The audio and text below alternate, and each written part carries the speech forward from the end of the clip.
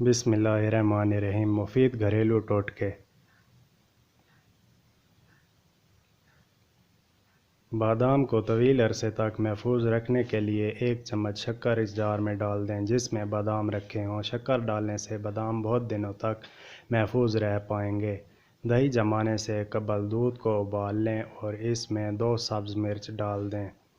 इससे दही जल्द और सख्त जमेगा। रात को सोने से कबल 3 चम्मच खाने का सोडा पानी भरे टब में डाल दें और सुबह इस पानी से बाथरूम धो लें। बाथरूम चमक उठेगा और बदबू भी जाती रहेगी। 1 चम्मच खाने का सोडा, नमक और सुहागा लेकर किसी बोतल में रख लें और रोज़ाना इससे दांत साफ़ करें। इससे दांतों की पिलाहट ख़त्म हो जाएगी। सरसों के तेल में 1 चाय का चम्मच नमक मिलाकर दांतों पर लगाने से दांत सफ़ेद हो जाते हैं। खुश्क लीमू के छिलकों का सफ़ूफ बना लें और इसमें नमक मिलाकर दांत साफ़ करें। इससे दांतों का मैल चला जाएगा। चैनल को सब्सक्राइब करें। आपका बहुत बहुत शुक्रिया।